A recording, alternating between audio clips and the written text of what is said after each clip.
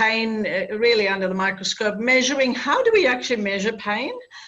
What are the devices that are used to manage pain, and some of the innovative options available in pain management? Because as we well know, we're all exposed to the opioid crisis, and now Lyrica has just hit the news lately in association with its seizure and its death statistics. So, you know, we need to be mindful and aware of what is out there on the marketplace.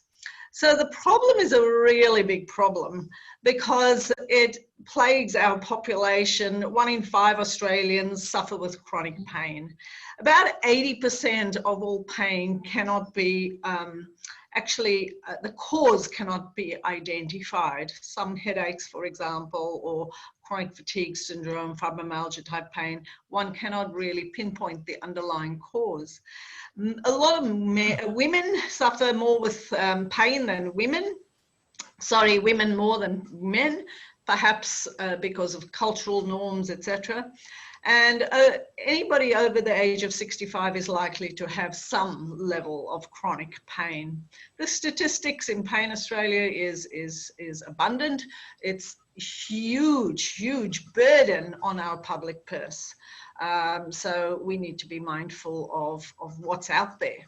We know that as practitioners, the use of your non-steroidal anti-inflammatories like ibuprofen and paracetamol, these are used routinely every single day and in abundance. We are now dispensing a Panadol Osteo, which is 665 milligram, 8 tablets a day. Imagine the load that it has on liver function.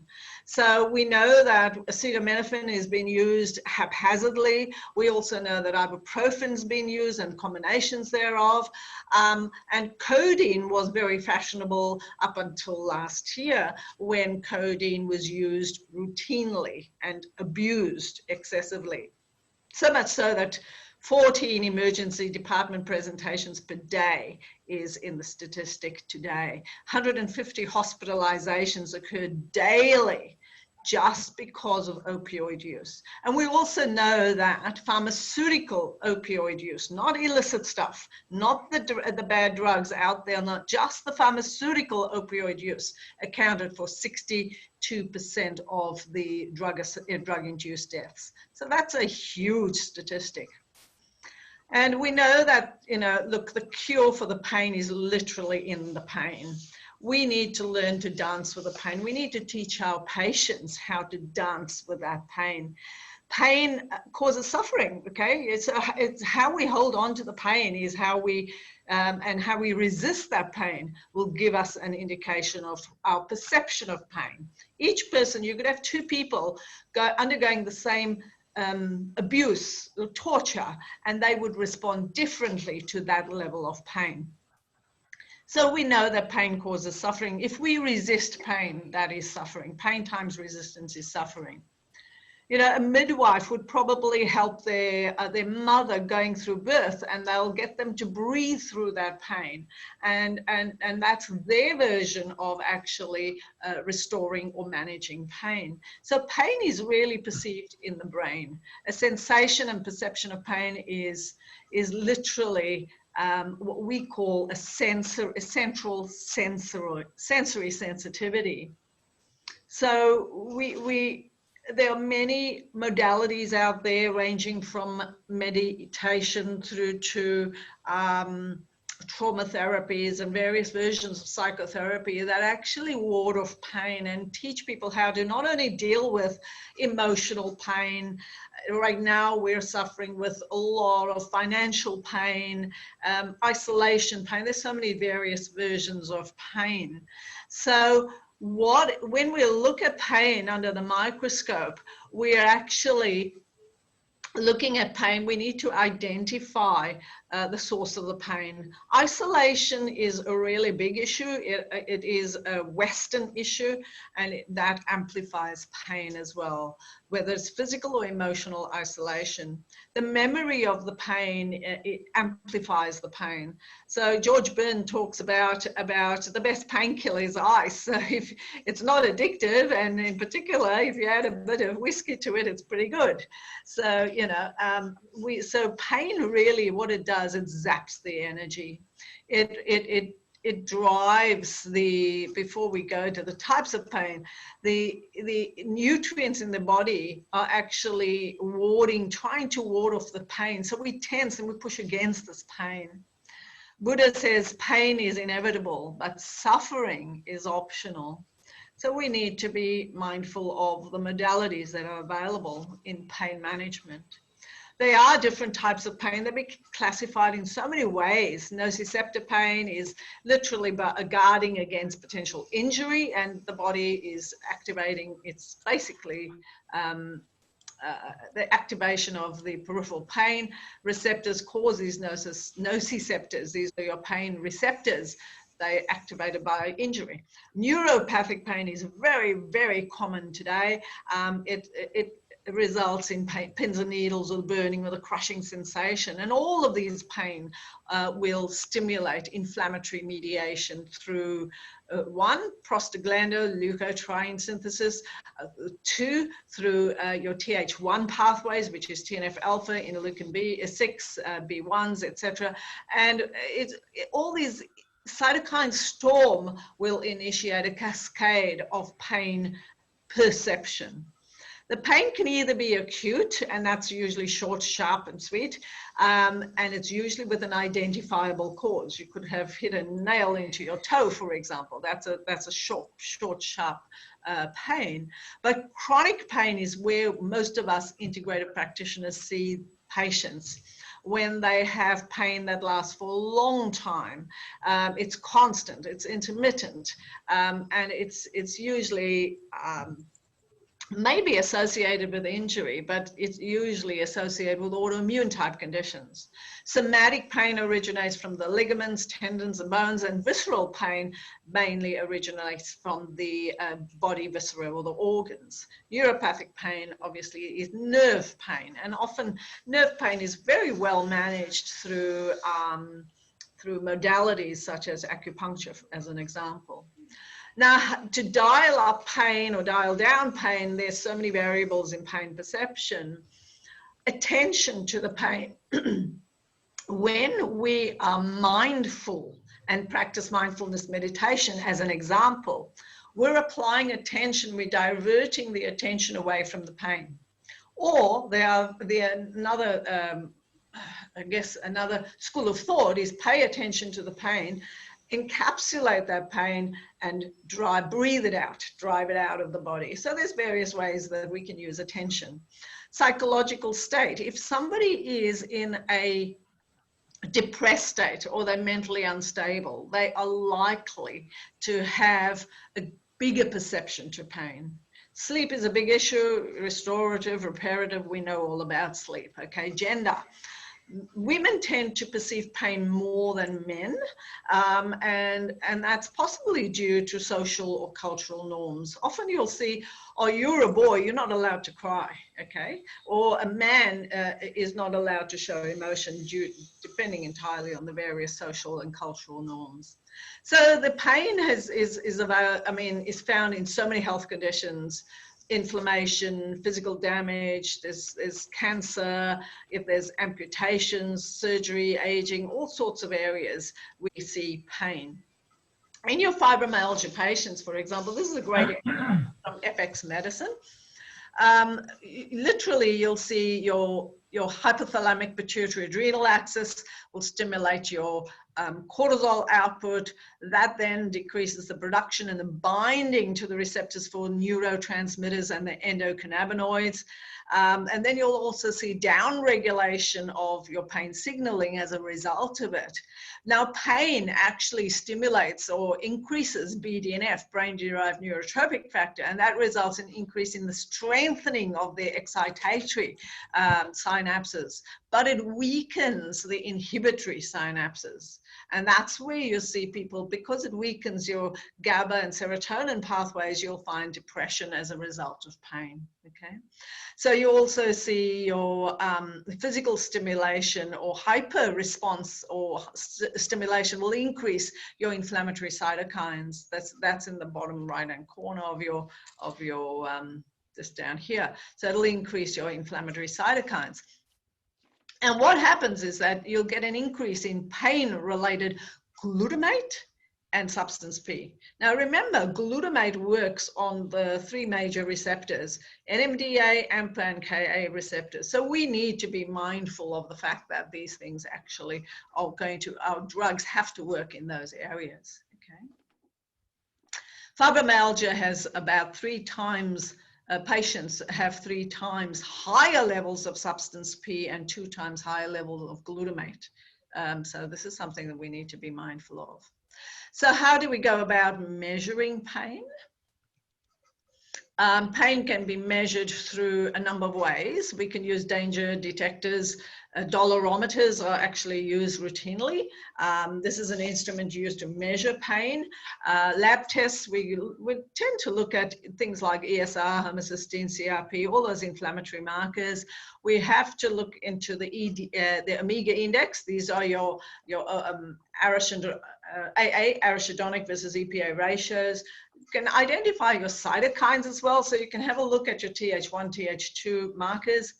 But we might also need to look at what's causing the underlying cause of that pain. Is it perhaps due to an environmental pollutant toxicity or metal toxicity?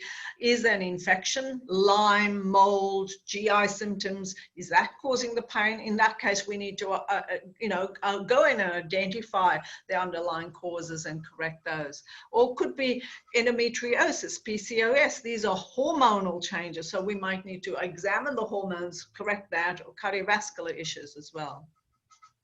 So from a pharmacogenomic point of view, we can actually identify cytochrome enzymes, look at the genotypes, and that will identify and reveal the particular metabolizers, the phenotypes for the metabolizers of various classes of drugs. So you can actually send a buccal swab off to the lab to get a pharmacogenomic test done to identify which non-steroidals would be most suitable for this patient. Some patients cannot handle opioids, or they cannot handle certain drugs. And so genetic testing, pharmacogenomics, allows us to fine-tune that particular opportunity out there. Now, when we're looking at devices, there's so many devices out there. What's commonly used is a low-level laser light therapy. It's basically cold laser, and it seems to be very popular in pain management, particularly in your physical therapy arenas. There are further invasive versions, such as a neuromodulation device, which is implanted, or external pulse transmitter patch that sends stimulation signals. TENS machine, it's like a tiny little nerve impulse, low voltage electric current to treat the pain. Then there's infusion pumps that are available, radio frequency or thermal radio frequency systems that basically use cooled water technology to deactivate the pain. So there's a lot of devices out there. Radio frequency ablation is another. Nerve root blocks, these are done through your neurologist. They target the nerves, and this is used particularly in your migraine patients as well. Epidural steroid injections, your bioelectric medicine devices delivering, there's many various versions of electrical impulse devices, and they have, if you're into the area, there's a lot to be studied in that area. There are other practitioners that look into spinal flow techniques, which allows for full rewiring of the brain. And this is using some of the NLP technology, some of the kinesiology technology. Really triggering is what we call the net chiropractic technology that actually triggers every cell to rewire itself and to connect and balance itself and free itself of pain. Then there's cell signaling anti-inflammatory proteins that can also be used to drive up or down your inflammatory cascades. So when we're talking about pain management, there's so many ways that we can actually identify it. One is manage pain. We know that we all write prescriptions for standard NSAIDs. We used to use our indomethacin and naproxens and so forth, the first generation NSAIDs. Now we've got the newer generation, such as meloxicam and so forth. So these are the avenues that are available. All of them have side effects. Salicylates have been used routinely in the old days, but it's not fashionable. It's not as fashionable as your acetaminophen these days. Your opiate analgesics are becoming very, very popular as a result of codeine being less available. So because everybody used to have a whole pack, I mean, I remember in pharmacy selling a whole packet of codeine, and every few days they would be, requesting another supply of it. So codeine was used haphazardly and abusively. And so as a result of that, these drug addicts are now going to their doctors and getting scripts like Endone. And it's been used routinely these days too. Anesthetics like lidocaine, procaine, etc. Analgesics, obviously paracetamol. Your anti-epileptics, pregabalin, Lyricas, carbamazepine, these are another class of drugs that are used in pain, and obviously your antidepressants. So Lyrica has obviously been very well reported lately as a drug that is linked to depression and anxiety, and it is really popular in the prescription arena. However, of late, it has gained a bit of repute in that it is used as an anti-seizure medication, but it's used predominantly in the pain arena for neuropathic pain, but it can actually counterintuitively cause seizures, and it's associated with a number of deaths as well. So Lyrica is being revisited by the health authorities. So the pain categories, and as a compounding pharmacist, I used to look into the pain categories based on where they work. So the NMDA calcium channel blockers, these are your ketamines, dextromethorphans, amantadines, etc. Okay, PEA, we'll talk about PEA. It's an NMDA blocker. It's an amantadine blocker. So it represents amantadine. AMPA is another, what should we call it, a receptor found on that postsynaptic cleft where glutamate can work on. And AMPA channel blockers are gabapentin, like your Lyrica, carbamazepine, lidocaine, and so forth. The alpha-2 agonists, these are really great. Clonidine is brilliant for topical application for neuropathic pain. Then we've got your substance P blockers. These are your mu agonists, such as your methadones and oxycodones and hydrocodones and so forth. Your GABA B agonists are baclofens and clonopins. Tricyclic antidepressants, we know all of them, and the alpha antagonists, these like phentolamine. So what I used to do routinely is put together a combination of topical applications. So of course we'd use these things orally, but where a pain can be localized and specific pain receptors addressed, we can and identified, we can actually apply topically. So these require doctor's prescriptions, and they could be a combination of ketamine, gabapentin. You can, depending entirely on the type of pain. If you need vasodilatation, then you would probably want to incorporate a bit of clonidine. If you need, if you know that this patient's terribly anxious and their pain is associated with that histaminic type load, you might want to look into an NMDA receptor blocker. And so, so you can combine them and use them topically, or you can use them orally. So there's a number of pain prescription categories that you can look into. Don't use 2 NMDA blockers in one prescription. Use one NMDA and use, so that it's really important. Often a mu agonist together with an NMDA blocker would be very useful, depending entirely on the type of pain. So if we look at NMDA antagonists, there's many of them on the market. Ketamine being the most commonly used NMDA antagonist. It is an S8. It requires, it's a DD. Only problem with ketamine, big issues. Topically, great, no problems. Orally, we've got all these side effects. Hypertension, tachycardia. Tachycardia is a big thing with ketamine.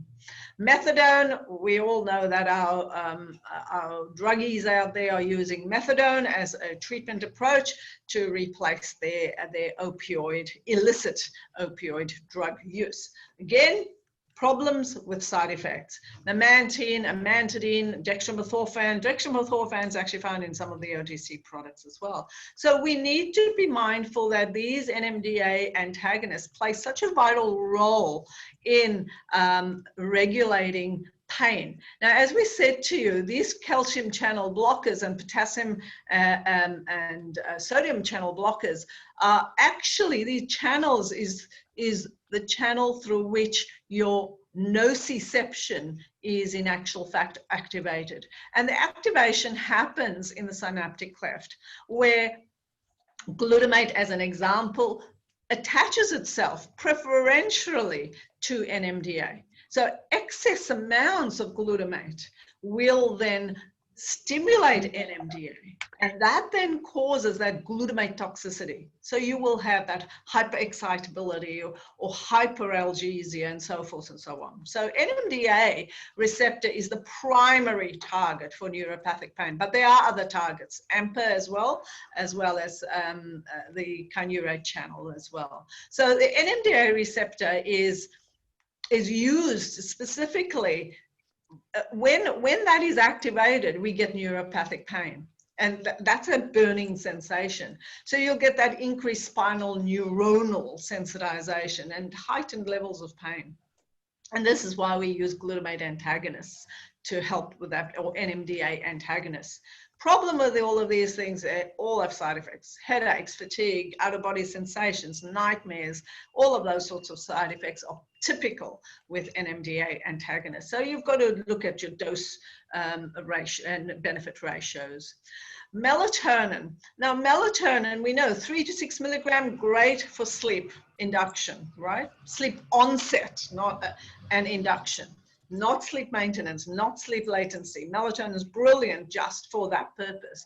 But when we're looking at 10, 20 milligrams of it, it is actually used specifically for immune regulation in our cancer patients, but it is also responsible for pain perception and control on several of the neurotransmitter pathways, on GABA pathways, the opioid system. It works on the L-arginine system. It works on nitric oxide pathways as well. And it suppresses the inflammatory cytokine, interleukin-6, and other cytokines as well. So melatonin is really worth looking into. Oxytocin is our cuddle hormone, and that is also been known to, it gives you a feeling of safety, anti-anxiety, antidepressant. So oxytocin used as a nasal spray can also be very useful in pain management. Low-dose naltrexone, we all are familiar with naltrexone being used as an antagonist to opioid addiction, but low levels of it actually blocks those opioid receptors slightly by re-regulating the pain nociception. The cannabinoids, we know, all of you are very, very familiar with the THC and CBD. CBD doesn't cause that high feeling associated with cannabis, and that feeling is caused by your THC. It interacts with a core component of the endocannabinoid receptors. So we have herbs that work on the endocannabinoid receptors as well. So hemp is one of those herbs that can be used, okay? We also have sambar, which is a plant that I actually have in my garden. And this is really high in your endocannabinoids as well. They are broken down into derivatives of endocannabinoids. Nitric oxide, L-arginine, you know, stimulates nitric oxide. And so what we're doing here is we're opening up dilatation, and it works on the basis of it regulates your COX-2 activity, activates COX, and follows by an increase of prostaglandin synthesis. So if we're getting a better a translation of your prostaglandins, then you are stimulating the anti-inflammatory component of especially in the use of your essential fatty acids.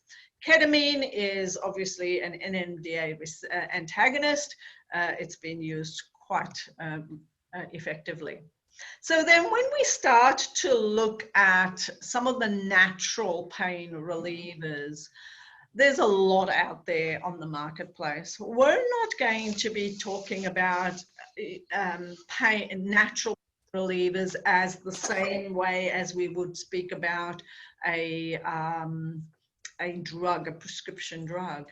And the reason being is that the prescription drugs are targeted for specific receptors. They are synthesized, so they're not natural, whereas natural components contain a whole bunch of components, like a white willow bark. We know that salicylic acid, which is aspirin, comes from the white willow bark.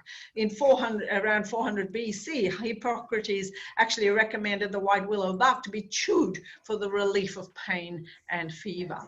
Okay, so we know that this is where big pharma has decided, well, okay, we know that the bark is useful, let's extract just the active ingredient and we can patent the product. So we know that we have access to these things, just like the ancient Indians used a branch of the neem tree, and they used to chew that and then brush their teeth with it. So neem is fantastic, not only as a painkiller, but also as an antiparasitic. It's as antimicrobial. So there's so many pearls of wisdom that we can retrieve from our ancestors. White willow has been probably well researched.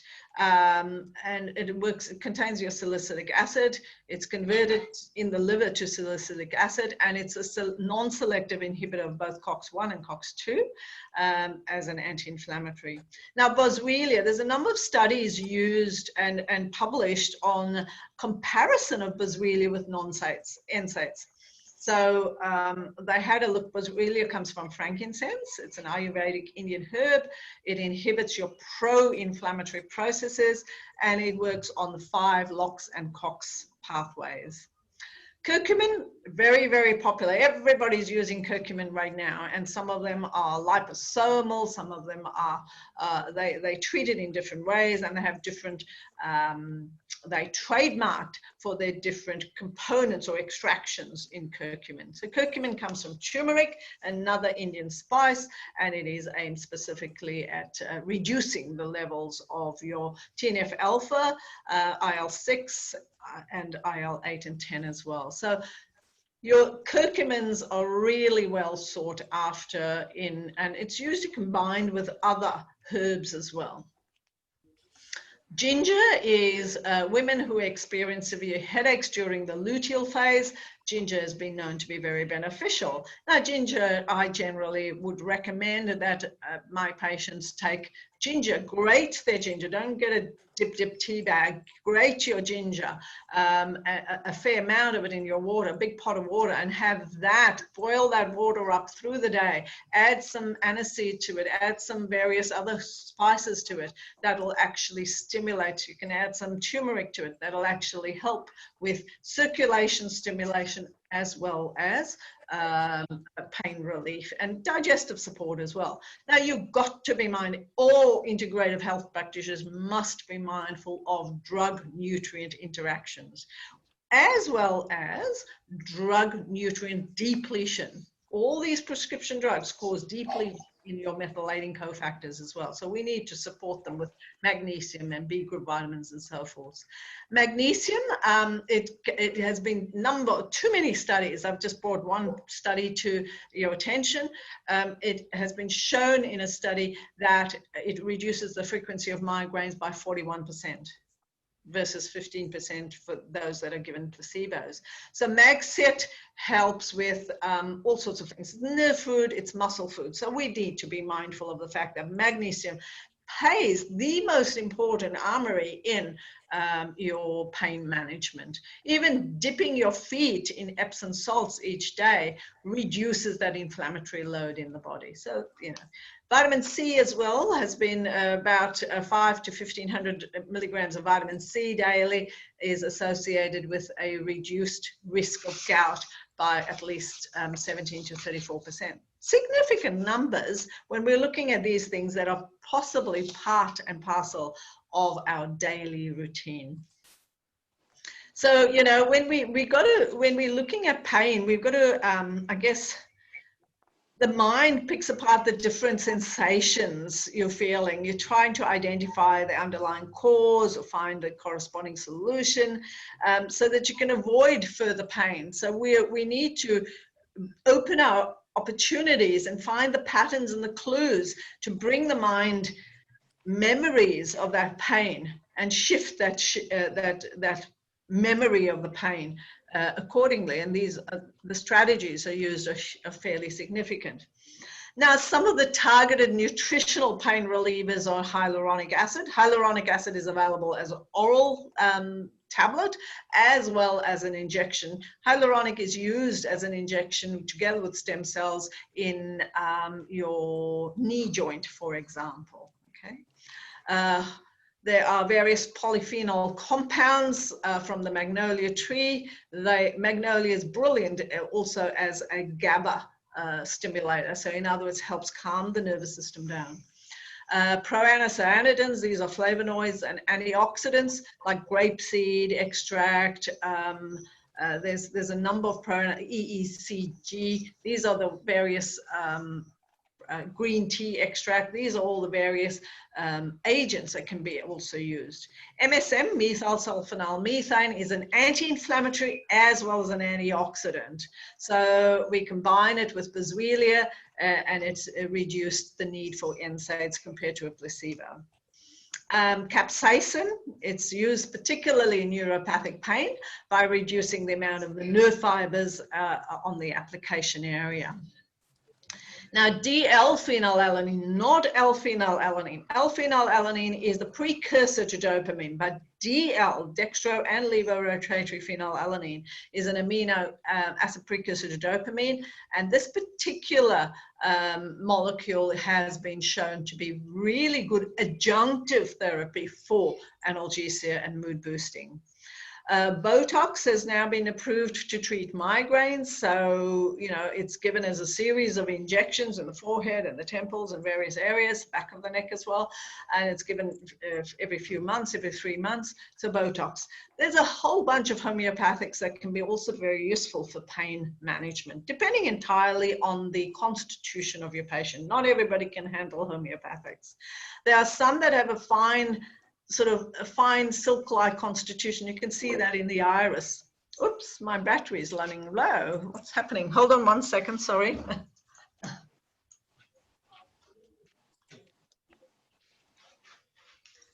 So sorry about that. Okay.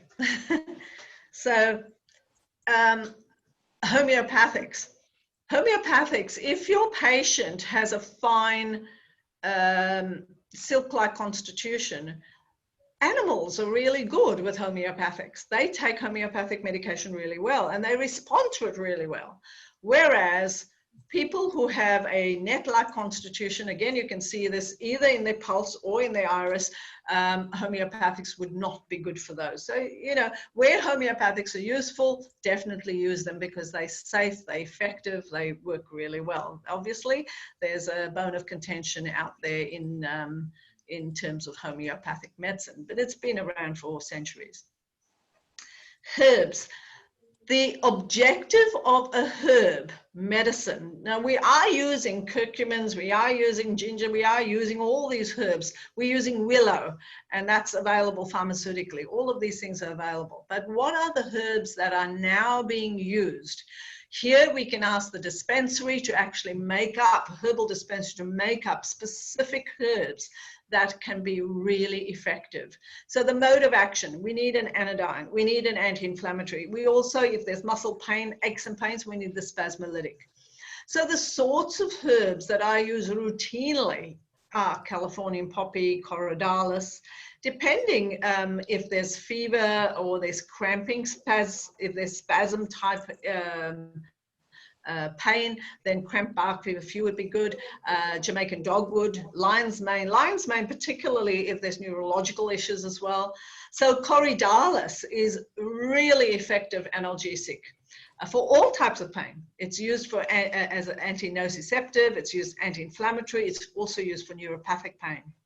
Californian poppy actually binds to GABA receptors to activate them. So this is one of the ones that would help drive down glutamate and push up GABA, and that is really very useful.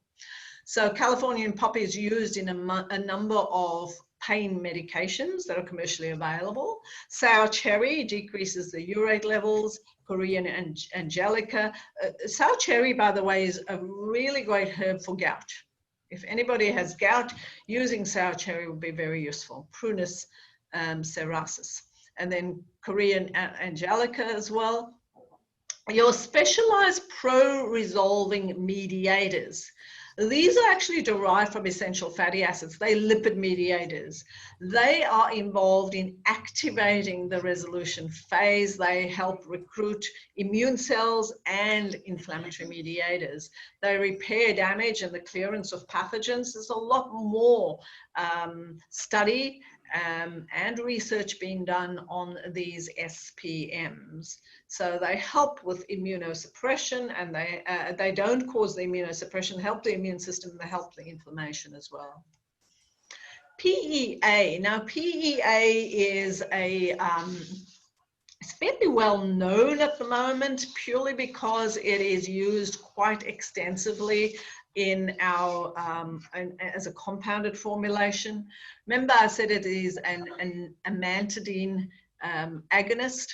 So these PEA, palmitoylethanolamide, is actually a bioactive lipid. It's a fat, and it works as an anti-inflammatory. It's actually derived, believe it or not, from egg yolks, and it was identified in as early as 1957. So it is synthesized from anandamide, which is one of our primary endocannabinoids.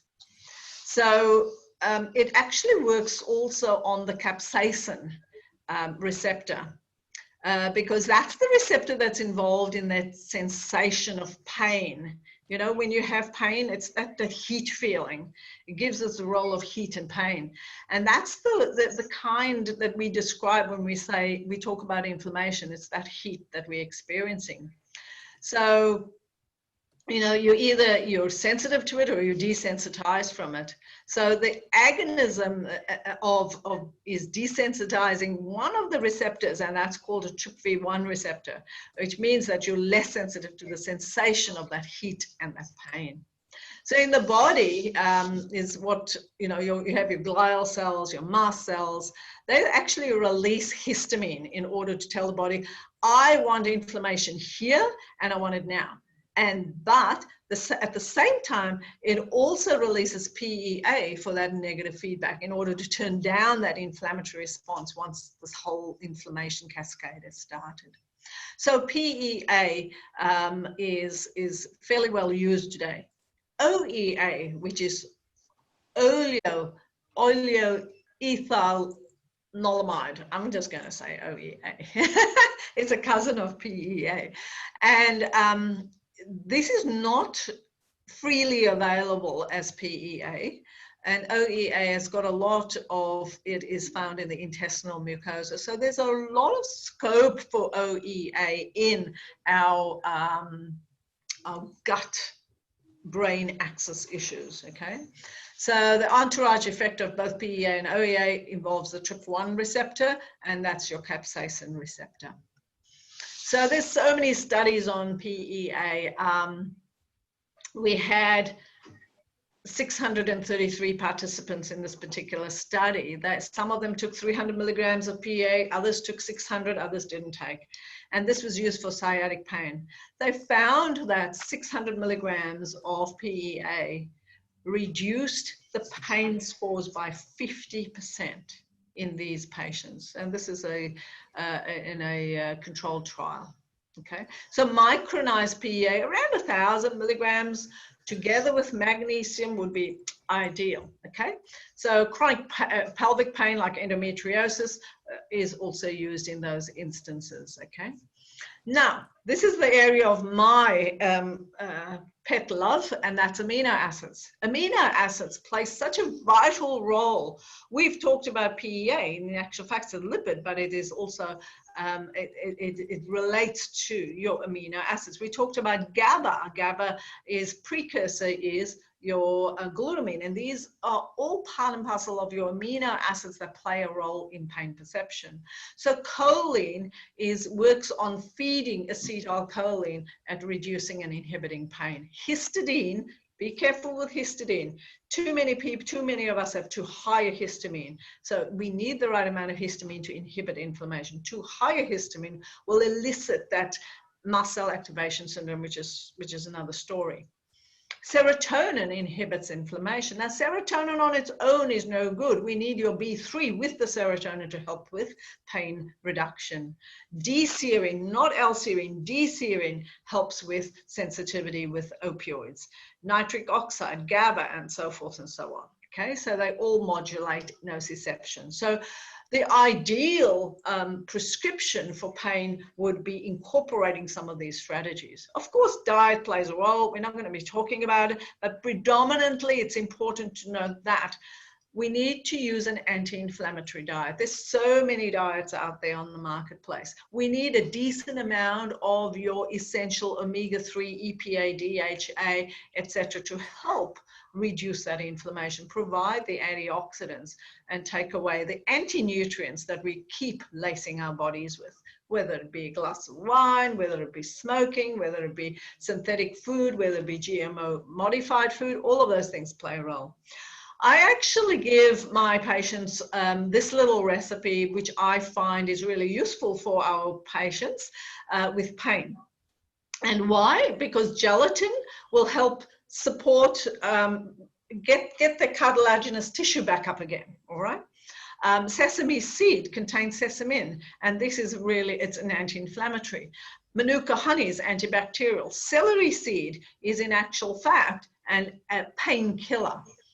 Bone broth, if you can incorporate that. That's your calcium. Turmeric, black pepper, ginger, raisins, and bar mix the whole lot, add some coconut oil to it, put it in a jar, leave it in the fridge, and take a teaspoon of it once to twice a day.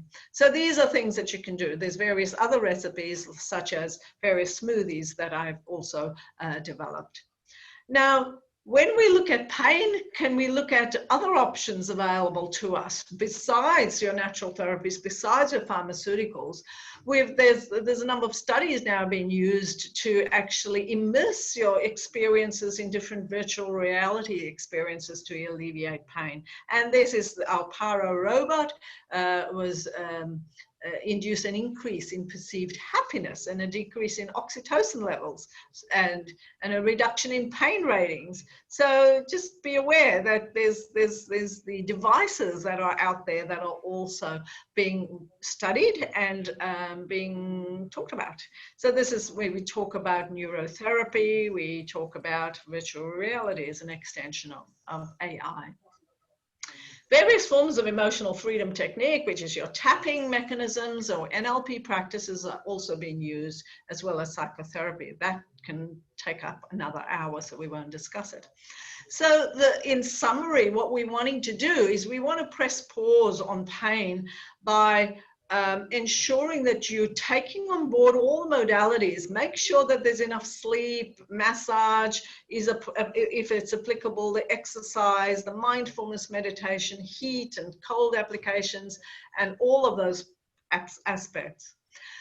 My take-home message to you today is I would, as an integrative health practitioner, if I want to move away from the pharmaceutical arena and my patient's not responding well to pharmaceuticals, or the damage of those pharmaceuticals to the body is dramatic, then I would like to actually look into what are my opportunities? How can I relieve this patient's pain effectively? One, herbal medicine. So there's a whole host of herbs that one can use depending on the type of pain and depending on what you want to achieve.